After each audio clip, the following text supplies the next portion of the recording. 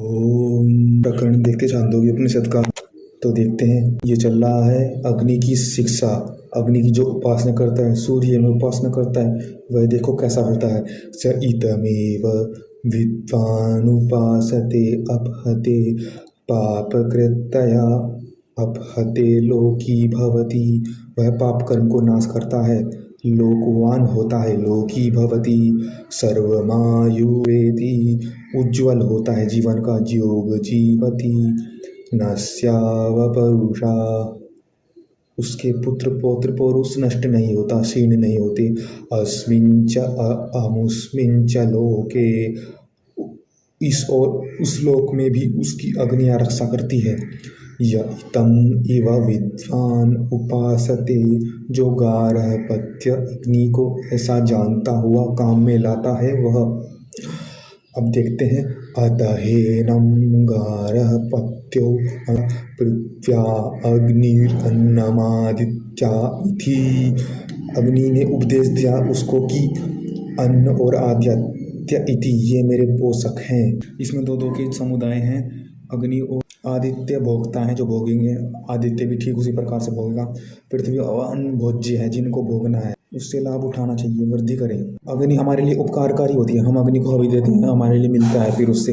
तो अग्नि इसको ग्रहण करती है, पृथ्वी को भोज्यांश अपना मानकर आदित्य रस रूप में ग्रहण करता है। गर्भ प्रकार आदित्य भी रस लेता है पृथ्वी से इत्यादि से, फिर उससे वर्षा होती है, फिर अन्नोत्पत्ति आदि के द्वारा उपयोग किया जाता है। तो सूर्य के स्वर जुड़ा है कि आदित्य से फिर वर्षा होगी, उससे अन्न मिलेगा, फिर उसको अधिक अग्नि में आहुति देकर अपना सुख करेंगे।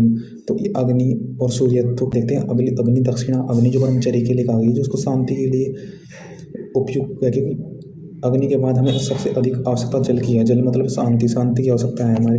तो उसमें 4 पदार्थों के नाम लिए गए हैं। वे हैं दिशा, नक्षत्र, चंद्रमा। और नक्षत्र चंद्रमा शीतल शांति पर होने से उपयोगी हैं। दिशा आकाश को कहते हैं, आकाश जल को ठहरने का रखते हैं। आकाश के बिना कोई भी काम नहीं हो सकता है। आकाश में भी जल ही ठहरता है, आकाश की जरूरत होती है जल के ठहरने के।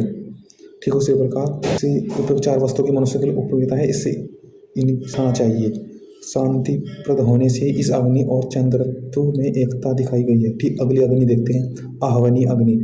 आहवनी अग्नि ने उपदेश देते हुए प्राण, आकाश, द्योलोक, विद्युत का जामा लिया है। प्राण जीवन का हेतु, द्योलोक विद्युत, प्रकाश और गर्मी है। गर्मी भी तो जीवन का हेतु है, हमें चाहिए कुछ करने के लिए। जैसे दक्षिणायन अग्नि में आकाश था, दिशा थी, ऐसे आहवनी अग्नि में भी आकाश, विशालता, हृदय की विशालता का द्योतक है। यह गुण भी शुरू से ही मनुष्य में आ जाना चाहिए। आहवनी अग्नि और विद्युतपन तेजस्वी दृष्टि से एकत्व तेज हो, उसका उपयोग सबके लिए हो, हृदय विशाल हो। अग्नियों का उपदेश यहाँ समाप्त होता है। अब कौशल ने इन क्रियात्मक रूप से ग्रहण किया था, इसलिए उनके चेहरे में ब्रह्मवर्चस्व प्रदर्शित होने से लगा। इन अग्नियों से ब्रह्म वर्चस्व उपकौशल के मुख पर, चेहरे पर प्रदर्शित होने लगा। ऐसा समझ लेना चाहिए कि अग्नियों का यह उपदेश लैंग्वेज ऑफ साइलेंस में था। आदित्यम पुरुषम दृश्यते स अहम अस्मिन् स इव अहम अस्मि इति। जो यह सूर्य में पूरा पुरुष दिखाई देता है वह मैं हूँ, और जो दिखाई देता है वह मैं हूँ। जैसा दिखाई देता है ऐसा ही, अर्थात जो सूर्य उस जैसा है वह पुरुष भी सूर्य जैसा है। जैसा सूर्य है वैसा ही पुरुष है। अतः अग्नया समुदिरे तप्तो ब्रह्मचारी कुशलान। ये आ रही है शिक्षा देने के लिए कि इसने निपुणता के साथ हमारी सेवा की है, यज्ञों का विधिवत अनुष्ठान किया। जो भी एकत्व से सेवा करेगा अर्थात एक जैसों की सेवा करेगा, चाहे कोई बड़े पद पर हो चाहे छोटे भी पद पर हो, एक समान देखेगा। समान योग्यता वाले, समान कर्म करने वालों को उनका भी आदर करेगा। उनके सेवा करने वालों का, नीचे किसी पद पर बैठे हुए व्यक्तियों के जो सेवक हैं उनका भी जो अच्छी प्रकार सेवा करेगा वह अग्निवान होगा। जैसे कि कहा गया है कि जो ऋषियों के सेवक होते हैं वह भी ऋषि कहलाते हैं, क्योंकि जो कोई महान ऋषि है उसका सेवक भी ऋषि आचार्य कहलाएगा।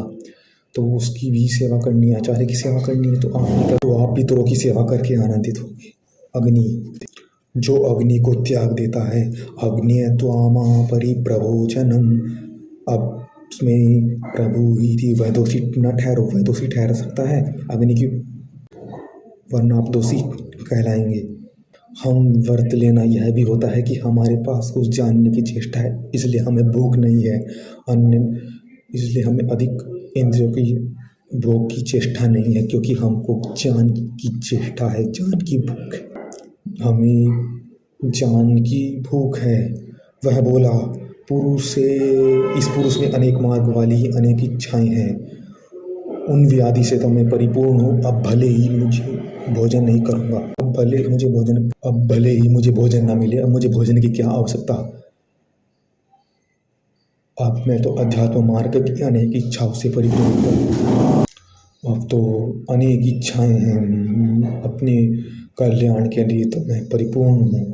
अब देखते हैं बार बार दक्षिणा अग्नि उसको उपदेश दे रही। तो आचार्य ने इसलिए उसका समावर्तन संस्कार नहीं किया था, क्योंकि वह पूर्ण उसका ज्ञान दृढ़ नहीं हुआ था। जब आचार्य लौट के आए तो उसने उपकौशल ने आचार्य से झूठ बोला था कि मुझे कौन दे सकता है विद्या, तो इसलिए इस आचार्य समझ गए थे कि ये पूर्ण विद्या वाला नहीं हुआ था, इसको अग्नि की विद्या संसार की विद्या मिली अभी तक, अध्यात्म की विद्या अपूर्ण कराएंगे इसको। वो आचार्य को दिखलाने का प्रयास कर रहा था कि मुझे पहले ही पता है, परंतु आचार्य समझ गए कि अभी ये ब्रह्म तेज इसके मुख में दिखाई दे रहा है, अभी इसको शिक्षा किसी ने दी है।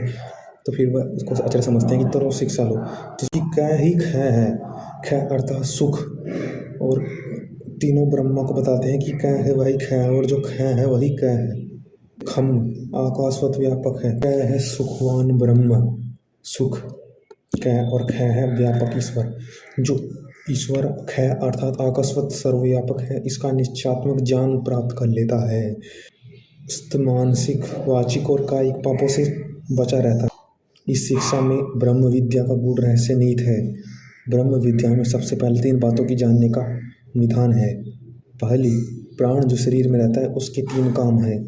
शरीर को जीवित रखना, निस्वार्थ होकर काम करना, प्रमाद रहित होकर तत्परता से काम करना। बातों को समझ लेना चाहिए, क्योंकि प्राणी संसार का जीवनदाता, किस प्रकार वह प्राणी संसार का जीवनदाता है, किस प्रकार वह निर्लेपता नहीं, किसी में बाधित नहीं होता, किसी में बाध्यता नहीं, किस प्रकार उसके समस्त कार्य बिना आलस्य और प्रमाद के होने चाहिए, सब तक जाने चाहिए, सब व्यक्ति तक। अर्थात उपनिषद में जो भी उपदेश होते हैं में साइलेंस आत्म से अनुभव होते हैं, उसमें बोल करके अग्नि नहीं बताती।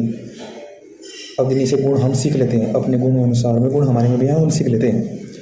आचार्य का उपदेश, अब आचार्य उपदेश देता है कि ईश्वर जो आँख में दिखता है वह ईश्वर है, वही ईश्वर ऐसा है कि छाया पुरुष भी कहते हैं। मनुष्य शरीर में कनिका कि वह ईश्वर सूक्ष्म से सूक्ष्म है, आँखों का आत्मा कहा गया, इसलिए उसे आँखों का आत्मा कहा गया। स्थूल शरीर के साथ गोलक नष्ट हो जाते, परंतु असली इंद्रिया नष्ट नहीं होती। बाहरी इंद्रिया भय से भयभीत भय होती है, पलक झपकती है, परंतु अंदर की दृष्टि नहीं, उस पर कोई प्रभाव नहीं पड़ता।